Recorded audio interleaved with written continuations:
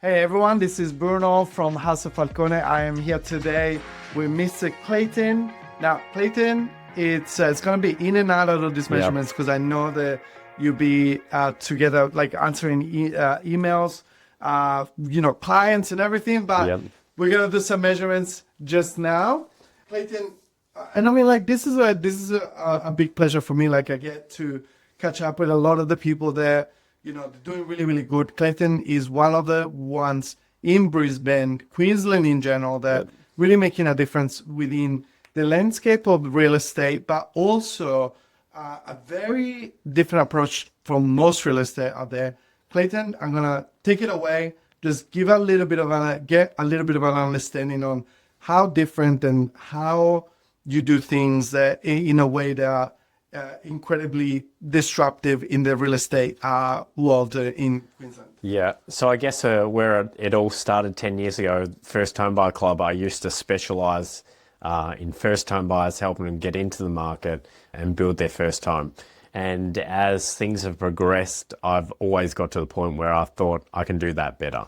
So last year I started my own building company. A couple of years ago I commenced my development journey. And I'm hoping that this week's the week that I actually get the development approval for my first development, which is pretty exciting. And I guess the thing is, what makes me different to everyone else is we offer a turnkey solution. So not only do we help clients look for the land, we do the research on it, we negotiate the deals, and then we make sure that within their budget, they build their dream home. And what I've just made sure with the building company is we can include more for less. So not only are we helping clients build their own homes faster, and that's a massive thing these days because a lot of builders are still taking 9 to 12 months. Yeah. And our last couple of homes, we've built them in less than 14 weeks. So I just was at a practical completion inspection today that was built right on 14 weeks. Our last one was 13 weeks and 4 days. Our next one is 14 weeks, 4 days, and our next two after that will be programmed in to have it completed exactly in 13 weeks. So, we can save our clients a whole heap of money during the construction period. And that's partly because of the better processes, but then with the high end of inclusions that we offer, clients are not having to spend thousands of dollars afterwards just to get the home the way they want.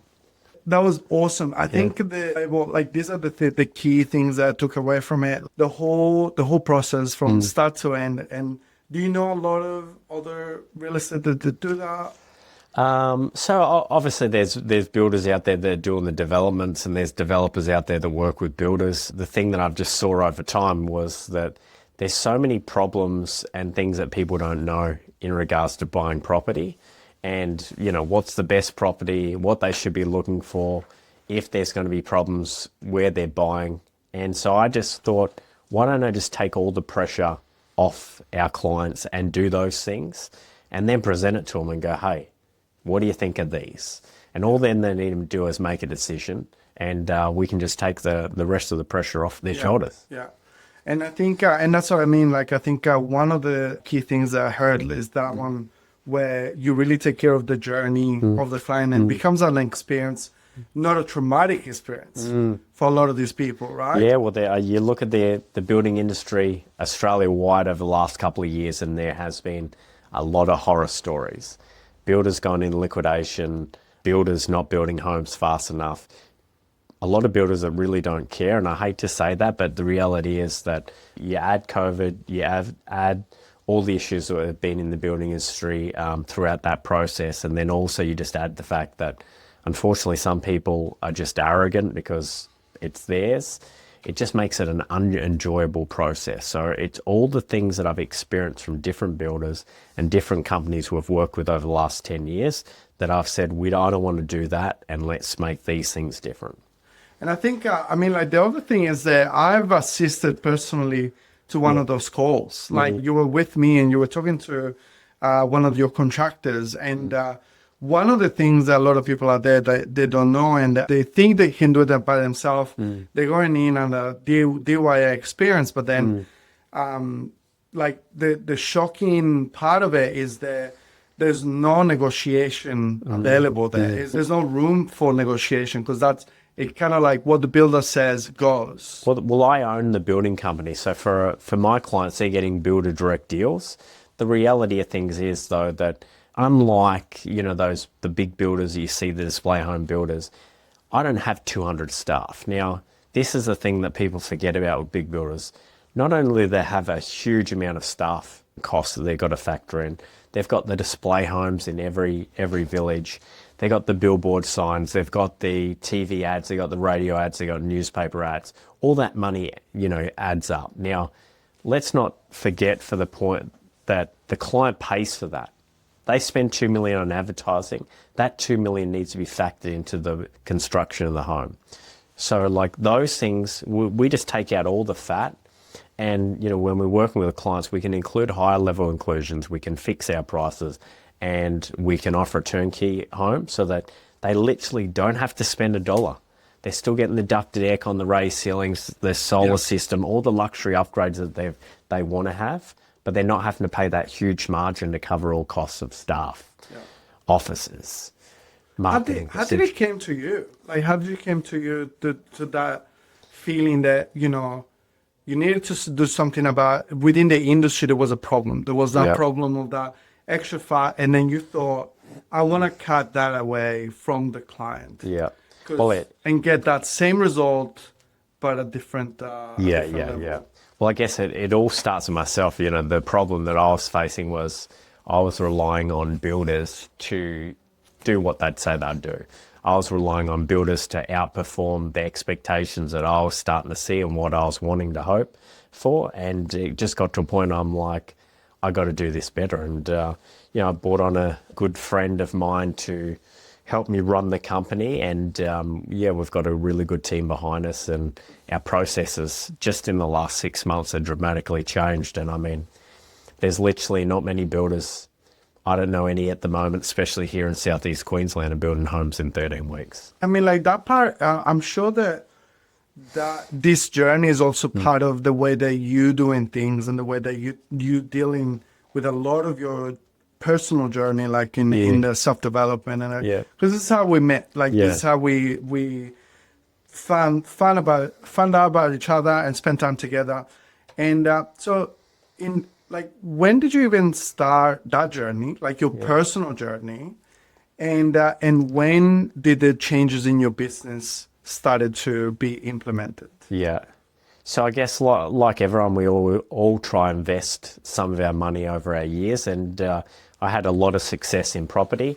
I had no success whatsoever in shares, and I joke around this with everyone that I talk to about, if you're into shares and made a lot of money, don't hate me because it's just I don't know it. And every time that I've invested in things that I don't know, I lose money.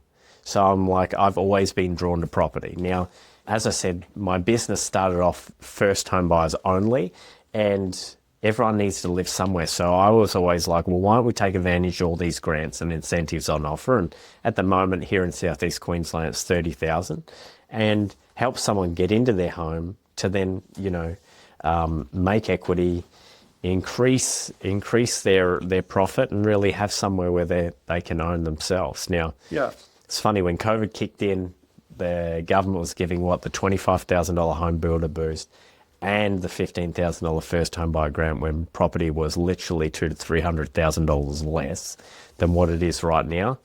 And I said to everyone, I'm like, interest rates were 2% or less, you got a full deposit just from government grants, jump in. And I'd have people on Facebook telling me it's a scam and that people are going to be bankrupt, and I'm giving bad advice. But the reality is, it's harder for the banks to kick you out of the house than it is for a landlord when you don't pay the rent. And unless someone doesn't have employment and they're in a financial position, I'd say jump at it. Now, all my clients actually listen to me. They're all like, we just made $200,000 or $300,000. And, their mortgage repayments. Within 2 years? Within a couple of years, I just had a client, we handed over the house in February. They just had a valuation today and they made $100,000. Valuation last week, we spoke about it. No way. $100,000. Oh my God. Right, from when we bought it, they got the keys February. They had a valuation like last week, $100,000. Not too bad, right? That's insane. That's insane. I mean, like, obviously, you've been in the industry for many years. How many years? Yeah, 10 years all up now. 10 years. Yeah. And it's great, to see somebody like you, like peak performance, like young, hungry. What is the future holds for Evolve Homes? Well, obviously I got the development side, so that's the next year thing, and I think that's where I want to progress things, because even I look at some of the developers that have been out there, and they're there just to sell the land. Yeah. And so I want to make the developments boutique-y, and not over the top boutique-y that no one can afford it, but I want to make it to a point where if you drive through a street, they don't all look the same. No cookie cutter, same house design, and it feels horrible. I want an amazing feeling when you go through it without that price tag. Now, the only way to do that is you just start to cut out some of the fat along the way, and I'm the developer. I own the land, so there's a whole heap of costs I don't have to pay. I own the building company, a whole heap of costs I have to pay. People want to buy both, house and land. I just join them up. And because I own both, I can still make the profit that I deserve. The clients are getting a better deal, and everything's not cookie cutter plain, so that they've got more pride and appearance in their own home. Yeah. And I mean, like, I know that because we're friends, we talk about all this stuff all the time. How's the journey for your clients, like people that want to get involved with you? Because obviously, like, the industry per se has got some issues. So at the moment, what is the best way for you to help everybody that comes through the door? Yeah, the phone call really is start off, like, as we say to everyone, we're not here to sell, we're here to solve a problem. And so unfortunately, sometimes people might think they want one thing, but they're not in the position to buy it, or the areas that are within their budget don't suit. Yeah. And so, like, we always make sure, my entire team, when everyone's speaking to someone, we're not trying to sell them an area, we're trying to understand what they want and give them guidance where they deserve. Because, there can be a difference of 50 to 100,000 between two suburbs that are literally less than a 5-minute drive. Yeah. I always say to everyone, I'm like, if it was at 100 grand more or 100 grand less than 5 minutes drive, that could save you $120 per week. Yeah. Now, you can do a lot with that. You can either put that money to other areas, or you can help pay off your home faster, or you could plan for something else. But the reality is we're in a comfort bubble, and once the comfort bubble moves, we'll feel comfortable and we'll be okay. So do you still deal with first-time buyers? Still deal with first-home buyers. A lot of our market these days is more owner-occupier. So some might be first-home buyers, but we're moving into the next bracket with the housing. Yeah. And then we get a lot of investors calling us. Yeah. Purely because our, fixed price, full turnkey, luxury upgrades, and the fact we can build them in 16 weeks or less. Yeah. And then for the first-time buyers, like within the market, what are your opinion in terms of, because you deal with them on a daily basis, what's your opinion to that crisis, to understanding why they cannot, a lot of people are there to say, I can't afford it, I can't believe it, 30 years ago, 20 years ago, and so on. Yeah. My personal experience, and this is something that I've talked to other people as well, like it was about the fact that I purchased what I could afford at the time. Yeah. So we're talking 10 years ago, we're not talking ages ago. And I just went in the market with what I could afford. I wanted I purchased a unit in Toowong, 2-bedroom, and I was already 30. According to the culture, I should have already moved into a house. I should have already had what I have today. Yeah. Well, what? I would probably chose to live and to what I could afford, and I purchased my first home. Yeah. What are your opinion on that? I have the feeling that you lived closer to Toowong when you made the decision to buy the unit. I did. I was living in comfort bubble. That's it. So I wanted to be close to the city. That was one of my things. Yeah. Isn't it funny? I used to live in a city on the north side in Wilston. There you go. And 4 kilometres from city still took me 40 minutes to to 50 minutes with bad traffic where you could be a little bit further out and you're on on the highway. It's not much difference. Yeah. I guess the biggest thing I'll say, and I even bought and sold multiple properties now. My last one is that I think you just need to be a little bit more realistic with what you want. So yeah, firstly, make sure you can afford what you can buy. But secondly, fan around the ideal areas that you want to live, because once you get out of that comfort bubble, you'll find that there's better places that are another 10 minutes away that could have got you so much more value. So that's probably like a good tip, I'd say. So a good tip, like we look at expand your radius. So you look at Toowong and go, okay, well, within 10 or 15 kilometres of Toowong, what are those areas off me, and what are those suburbs, and what do they have there? Because sometimes you'll find like some of these suburbs have the schools, have the shops, have the public transport, have everything you want, but because you've never been there, it's so unfamiliar. Also for yourself, like when you went inside, when you started, you put your foot on the market? Yeah, so I look at my last property, I did that, but it took me 18 months to actually take my own advice, which is funny because I gave that advice to everyone else. Yeah. And the first 18 months, I was just like, whatever comes up, and these are the areas. And one, I was unrealistic with what I wanted to spend. And I literally nearly paid twice the amount what I spent from what I set my initial budget at, purely because it was just a fictitious number that I made up and said, I don't want to go over that. But I look back and I'm like, if I'd have done the exercise I did at the end of the 18 months at the start, because I bought at the top of the COVID bubble as such when everyone was buying, probably could have saved myself 100, 150 grand by purely just being a bit smarter with my decisions. And I love where I live. Yeah. You know what I mean? That's the thing. Like the areas we were looking at before didn't offer any extra value.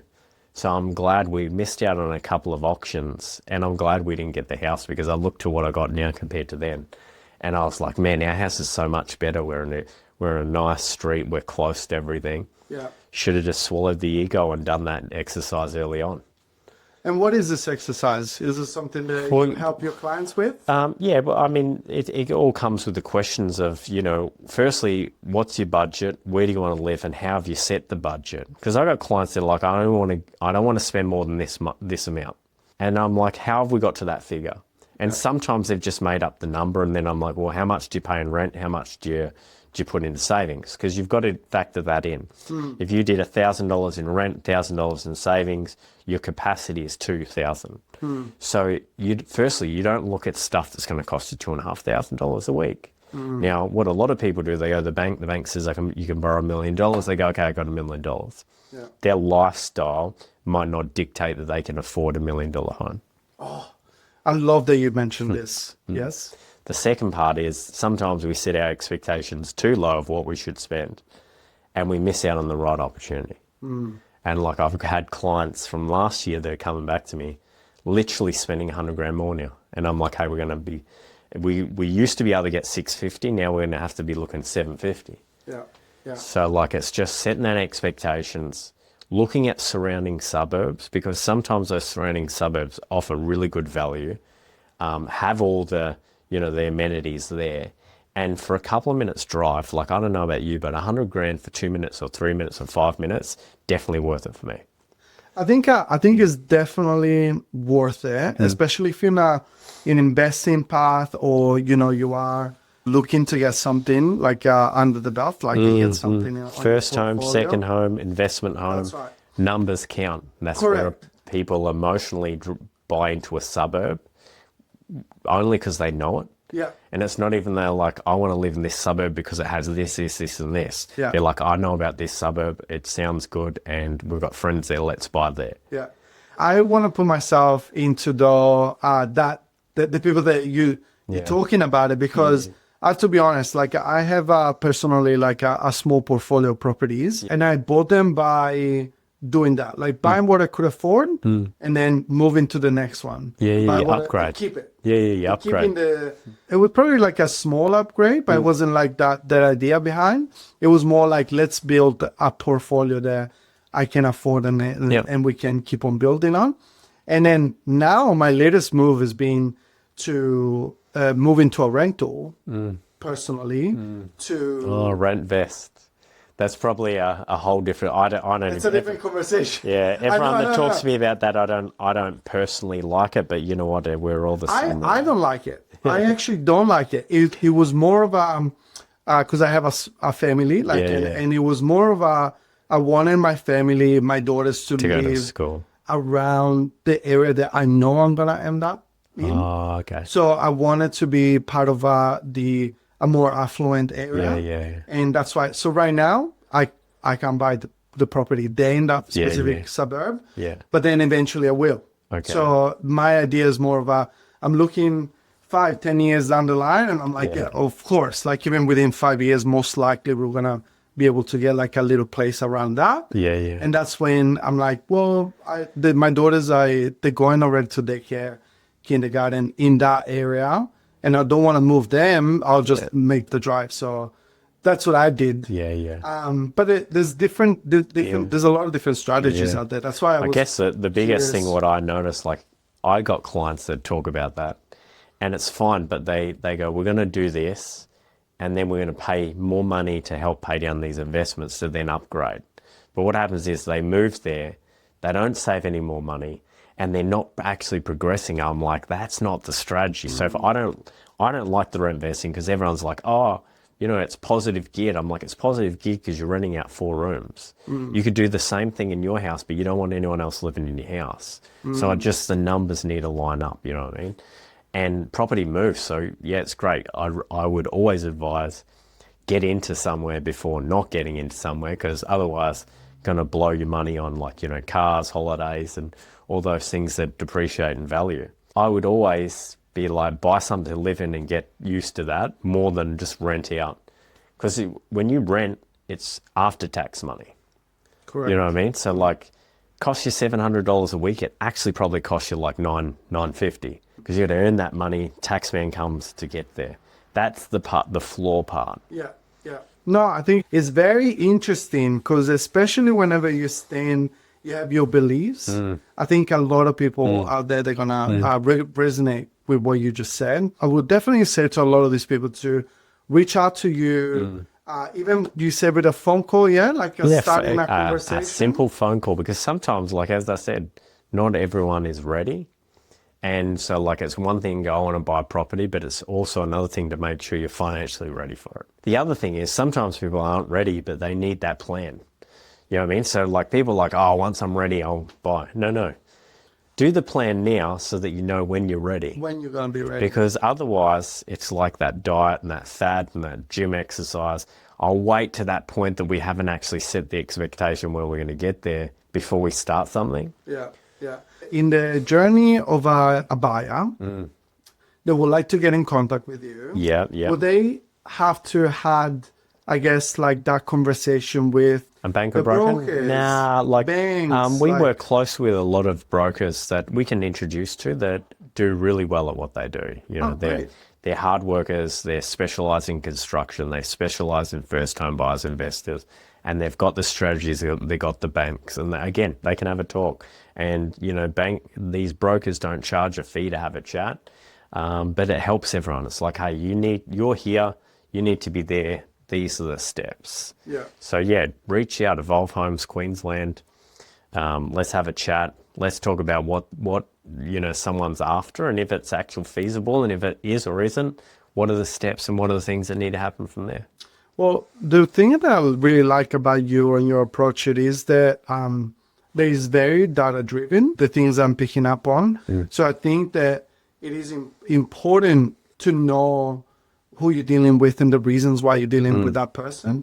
And I think that you are very great at telling that honest truth and say where you are, where you want to get to. So I think it's in numbers and data driven. So I think it's key, instead of like having yourself to deal with a real estate agent that just trying to prey on your emotions. Yeah. I feel like your way is so much I guess the thing is, we always think we'll go to real estate to buy property, but a real estate agent is there for the seller.